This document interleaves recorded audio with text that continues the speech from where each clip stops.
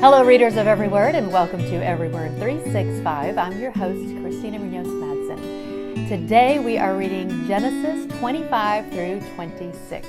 Okay, so how are you all doing with the reading so far? Hopefully you've been able to keep up for the first 10 days. But if you do ever get behind, life happens, am I right? Here is my advice. Yes, it is time for me to share the paperclip method. Always do the reading scheduled for that day and don't try to go back and start from where you left off. Instead, put a paper clip around the section you missed, and every time you do your daily reading, pick up one page or one chapter or more of the readings that you missed. Trust me on this one. If you miss a couple of readings and try to go back and read them, which is what I instinctively would want to do because I like to go in order, you might get bogged down, get too far behind to catch up, and then just drop out. Even if you only miss 3 days, that's about 45 minutes of reading, and very few people can do an hour of reading, so catching up in that matter is not usually a viable option. Does that make sense? I have had participants in the past that had up to 30 paper clips in their Bible at the end of their year, but guess what? In January of the following year, they can read every word in every paper-clipped section and therefore still ended up reading every word of the Bible. Or you can pick up a page each day from the section you missed and still get it all done in a year. Besides, it's not as if you can ruin the ending, right? We already know how the story ends. If you have done this before, please share why this works and how important it is on our Facebook page. And shout out to my first Bible study leader, Sarah Bowden, for coming up with this idea and sharing it with us back when I first did this in 2010. We actually had a trip to Chile to visit my family with a 19-month-old. And no, I did not keep up with the readings. I paper clipped it and I read them. It happened to be Psalms because it was June. And I read a Psalm each time I did my reading and I still got it done in a year. Please reach out if that doesn't make sense or if you have any questions. Okay, our reading today begins with Abraham's death. Genesis 25:8, and he died at a ripe old age, having lived a long and satisfying life. He breathed his last and joined his ancestors in death. We should all be so blessed for that to be said of us after we die.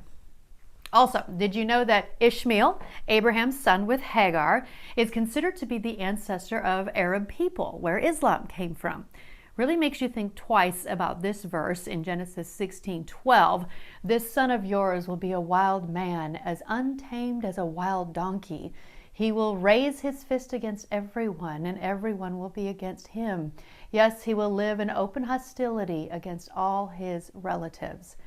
And then about Esau in today's reading, and the Lord told her, the sons in your womb will become 2 nations. From the very beginning, the 2 nations will be rivals. One nation will be stronger than the other, and your older son will serve your younger son. That's in Genesis 25:23. You may already know this or be familiar with this, but I remember being so surprised by all of this because, well, I hadn't read the Bible and I didn't know this part of it. So this is why Ishmael and Esau are considered leaders in the Islam faith. But prior to their birth, the Bible and the Quran have similar beginnings with descendants coming from Abraham. Did you know that? I actually have a desire to read the Quran someday to see what is in there, not for my faith, but for my curiosity. And I love learning about other religions and their backgrounds and where they came from. So I find that super fascinating, and I am including a bunch of links on Abraham and Ishmael, Ishmael in the Bible, Esau in the Bible. Again, Got Questions does a great job of trying to explain all of this and explain where this comes from because there's a lot that goes to all of these ideas and thoughts. So that all being said, keep in mind that in the New Testament, remember what the archaic word testament means? Covenant. We agree to love our enemies. So I share that as a historical perspective and not to promote hatred of any kind.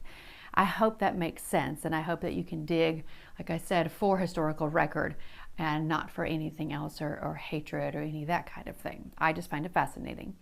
And if any of you moms out there have had twins, I'm sure the thought of 2 babies actually fighting with each other in the womb might take you back to what it was like to carry 2 babies. I can't imagine. I only have given birth twice and both of them were singles.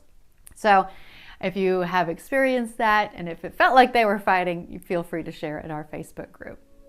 Tomorrow's reading is Genesis 27 through 31. You are doing great. Happy reading.